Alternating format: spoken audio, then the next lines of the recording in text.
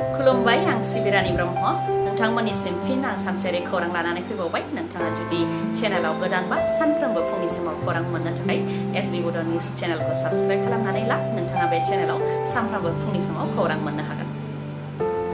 गहपुराव सुबुंथिनि बेरेखा जाथाय इंराजिनि मोनसे सोदोबखौ गोरोन्थियै लिरनायनि थाखायनो फोरोंगिरिया फरायसाखौ बुनानै हारा सिफायदों। गहपुरनि हावाजानि भास्कर ज्योति गुदि फरायसालियाव जादों बे जाथाया। अनिमा हाजरिका मुंनि फोरोंगिरिनि सायाव फरायसाखौ गाज्रियैनो बुनायनि अजद होनानै दुंहाव थासारि सोमजिदों। फोरमायथिनाय बायदिब्ला थाखो 5आव फरायनाय फरायसुलिखौ सेटारडे सोदोबखौ लिरनो होदोंमोन फोरोंगिरि अनिमा हाजरिकाया, नाथाय फरायसाया गोरोन्थियै लिरनायनि थाखायनो फरायसाखौ गाज्रियै बुदों। उनाव फोरोंगिरिनि बुनायजों जोखोम जानायखौ लानानै फरायसुलिया न'आव खोन्थाहैनायाव बिमाया डक्टरनिसिम लानानै थांदोंमोन, जेराव एक्सरे खालामनायाव हारा बायनायखौ हमदांनो मोन्दों। बेनि उनावनो दावराव जादों थासारिया।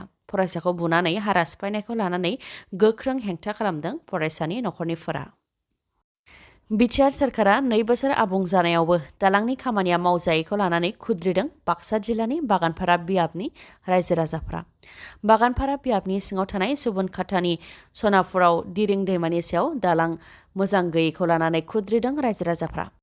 रायजो राजाफ्रा फोरमायथिनाय बायदिब्ला दैबाना जानायनि थाखाय दिरिं दैमानि सायाव थानाय दालांनि खावसे बाहागोआ हायाव गोग्लैदोंमोन, नाथाय बोसोरनैनिफ्रायनो बेबायदि गोग्लैनानै थादोंबाबो दिनैसिमबो नायफिनाखै दालांखौ, जायनि थाखाय थांनाय 2 बोसोरनिफ्रायनो रायजो राजाफ्रा गोबां जेंनायाव गोग्लैनो गोनां जादों होननानै फोरमायथिदों। रायजो राजाफ्रा फोरमायथिनाय बायदिब्ला मेसें बोथोराव दैमायाव दै गैयैलाय गाहायजोंनो थांलाय फैलाय खालामनो हायो, नाथाय दैज्लां बोथोर सफैनाय लोगो लोगोनो फारफ्रोमथिंजायनिफ्रायबो खैफोदाव गोग्लैनो गोनां जायो। दै देरनायनि थाखाय फरायसाफोरनि फरायसालियाव थांनायानो बन्द जायो। बेनि अनगायैबो बेराम आजार जायोब्लाबो फाहामसालि फारसे लांनायाव गोबां जेंना मोननो गोनां जायो। गुबुन जायगाथिंसो गोलाव लामाजों गिदिंनानै थांनो गोनां जायो। बेफोरनि अनगायैबो हाथाय बाजार आरो खामानियाव थांनाय सुबुंफोराबो गोबां जेंनाजों भुगिनो गोनां जायो होननानै फोरमायथिदों रायजो राजाफ्रा। लोगोसे फोरमायथिबावदों दि दिरिं दैमानि सायाव थानाय दालां बायनायखौ इएम खाथिराम बर'आबो नायफैदोंमोन आरो बानायनानै होफिननो थाखायबो खोथा होलांदोंमोन, नाथाय दिनैसिमबो जेबो खौरां गैया होननानै फोरमायथिदों रायजो राजाफोरा। बिटिसिआव जथाय सोरखारा 2 बोसोर आबुं जाबाय। बे 2 बोसोराव बिटिआरनि जेंनाफोरखौ बुजिनो हाबाय। बे लेखायै बिथांखिफोरखौबो थाग थियारि खालामनाय जाबाय आरो बेनि गेजेरजोंनो दा खामानिखौ मावसिगोन। बे खोथाखौ बुंथिदों बिटिसिनि गाहाय मावफुं सोद्रोमा प्रमद बर'आ। बिटिसिआव बिजेपि, इउपिपिएल आरो जिएसपि जथाय सोरखारा 2 बोसोर आबुं जानायखौ लानानै मैया बिटिसि सेक्रेटारियेटनि गेवलां फोथाराव मोनसे मेहेरगोनां हाबाफारि लादोंमोन। बे हाबाफारियाव बाहागो लानानै प्रमद बर' बिथाङा बुंथिदों दि 2020 मायथाइयाव बिटिसिआव जथाय सोरखार दादोंमोन। बेनि सिगां 17 बोसोर बिपिएफ दोलोआ हारसिङै सोरखार सालायदोंमोन। थांनाय 17 बोसोराव बिपिएफ दोलोआ जि खामानिखौ मावनो हायाखै एबा मावनो गोसो होआखै, बे खामानिखौ 2 बोसोरावनो जथाय सोरखारा थोजासे मावफुंनो हाबाय। लोगोसे बड'लेण्डनि जौगानायनि बेलायाव मिरु आरो रायजो सोरखारनि बिथांखिजों लोगोसे बिटिआरनि बिथांखिफोरा 100% मावफुंजायोब्लानो बिटिआरनि महरानो सोलायगोन होननानै बुंथियो प्रमद बर'आ। बेनि अनगायैबो बिथाङा फोरमायथिबावदों दि 2 बोसोराव गासैखौबो नायबाय, जेरै सोलोंथायाव मा जागासिनो दङ, आबाद बिथिङाव मा जागासिनो दङ, सुबुं सम्पदाव मा खामानि जागासिनो दङ, बेफोर गासैबो जौगानायनि बिथिङाव बबेयाव जेंना दङ, बेफोरखौ थांनाय 2 बोसोराव गासैबो जेंनाखौ मोनदांनो हाबाय आरो गासै जेंनाखौनो बुजिजोबनो हाबाय। दा गासैबो जेंनाखौ बुजिनायनि उनाव माखासे बिथांखिबो थाग थियारि खालामखाबाय आरो बेफोर बिथांखिफोरखौ लानानैनो दा आवगायलांसिगोन आरो खामानिखौ मावगोन होननानै फोरमायथिदों प्रमद बर'आ। बेनि अनगायैबो बिथाङा फोरमायथिबावदों दि सिगांनि समाव बिटिसि सेक्रेटारियेटआव बियार बथला जेराव मेराव गोग्लैनानै थायोमोन, नाथाय दा मोनानि 11 रिंगासिमबो मानसिफोरा सेलफि लानो थाखाय फैयो। दा बड'लेण्डआव सोलायनाय फैबाय आरो फैगौ जानुवारि दाननिफ्राय बड'लेण्डआव जोंनि मोनसे अफिसा सुबुंफोरनि थाखाय 24/7 गेवनाय थागोन होननानैबो बुंथिदों प्रमद बर'आ। गंसे नखरावनो खेबसेयैनो 2 सुबुंनि जिउ खहा। फिसाज्लानि थैनायनि खौरां मोननायनि उनावनो बिमानिबो जिउ खहा जानाय जाथाया ओनसोलाव बयखौबो दुखु मोनहोदों। देरगावनि रजा बाहराव जादों बे दुखुनांथाव जाथाया। फिसाज्लानि थैनायनि खौरां मोननानै दुखुखौ सहायनो हायैयाव बिमाया जिउ खोमानांदों। जिउ गोमानाय फिसाज्लानि मुङा रनजित बरा, 47 बोसोर बैसोनि। बिथाङा हां लानायाव जेंना मोननानै आरो हाइ प्रेसार जानानै जरहाट मेडिकेल कलेजाव जोबथा हां लादोंमोन। बे खौरांखौ मोननायनि 2 घन्टानि उनावनो 70 बोसोर बैसोनि बिमायाबो जोबथा हां लादों। फोरमायथिनाय बादिब्ला फिसाज्लानि थैनायनि खौरां मोननाय लोगो लोगोनो बिमाया जोबोद दुखुआव गोग्लैदोंमोन आरो दुखुखौ सहायनो हायैयाव आं थैगोन होननानै गाबै गाबै बुंथिदोंमोन। बेनि उनावनो जिउ गोमालांदों बिमायाबो। फिसाज्लानि जिउ गोमानायनि 2 घन्टानि उनावनो आरो फिसाज्लानि गोथै देहाया न'आव सौफैनायनि सिगांनो रुंसारि जादों बिमायाबो। गंसे नखरनिफ्रायनो सानै सुबुंखौ जोबथा बिदाय होनांनायखौ लानानै ओनसोलनि बयबो दुखु मोननाय फोरमायथिदों।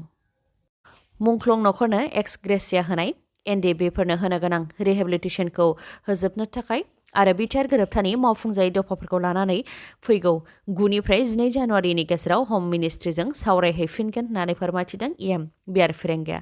बिआर फेरेंगा बिथाङा बुंथिदों दि थामथि गोरोबथा बिटिआर गोरोबथाया गुबैयै एनडिएफबिजोंनो जादों, नाथाय एनडिएफबिफोरनि जेंनाया दासिमबो सुस्रांजायाखै।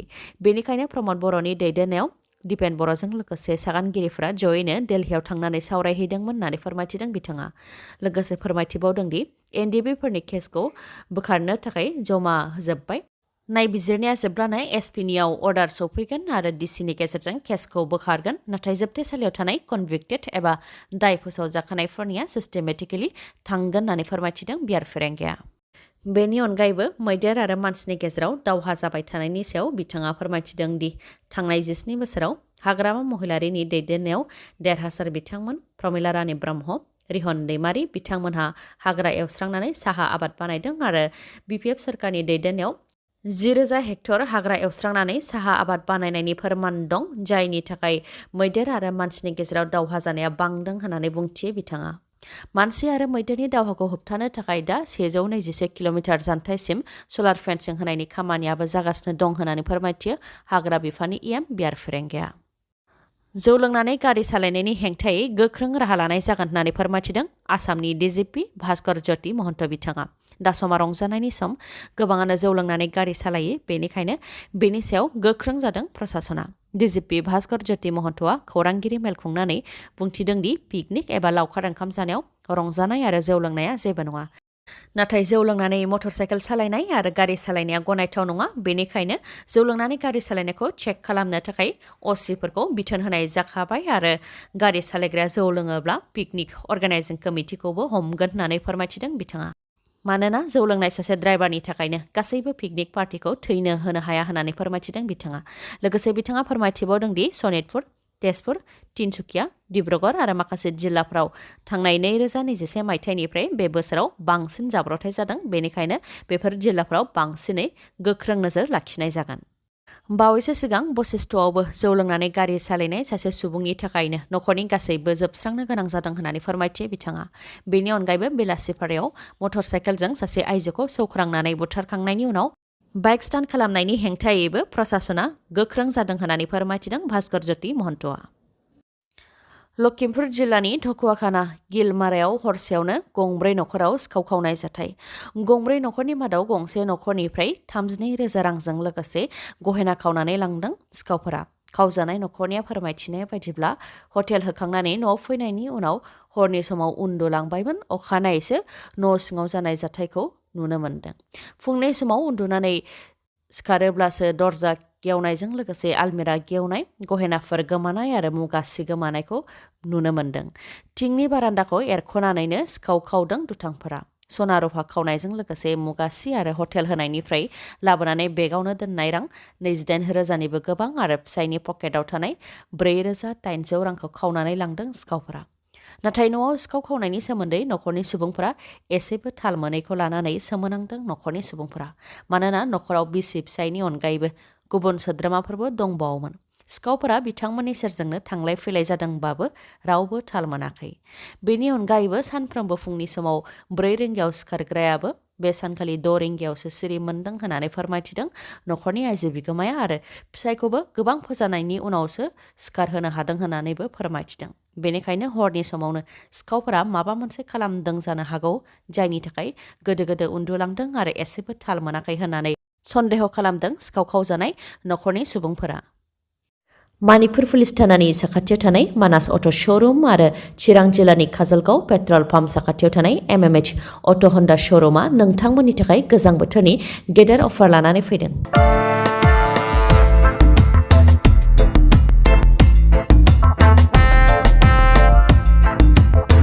नोंथांमोनहा मणिपुर पुलिस थानानि साखाथियाव थानाय मानास अट' श'रुम आरो चिरां जिल्लानि काजलगाव पेट्रल पाम्पनि साखाथियाव थानाय MMH अट' हन्डा श'रुमनिफ्राय बाइक आरो स्कुटिखौ खम डाउन पेमेन्टआवनो मोननायजों लोगोसे गंनै हेलमेट गांसे ब्लेंकेट आरो नोगोद 500 रांनि खाबुखौ नोंथांमोनहा मोनफानो हागोन आरो बेफोर अफारफोरा थांनाय 19 नभेम्बरनिफ्रायनो जागायजेनबाय आरो फैगौ 31 डिसेम्बरसिम थागोन।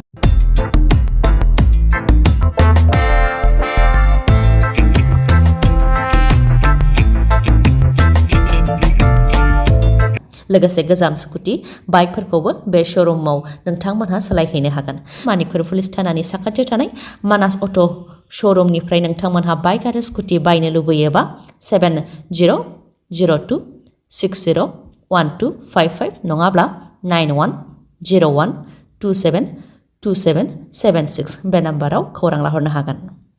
नोंथांमोनहा MMH अट' हन्डा श'रुमाव स्कुटि आरो बाइकखौ बायनो गोसो दंब्ला नैबे मबाइल नाम्बार 8720957824 नङाब्ला 6001916155 बे नाम्बाराव थोंजोङै फोनांजाब खालामनो हागोन।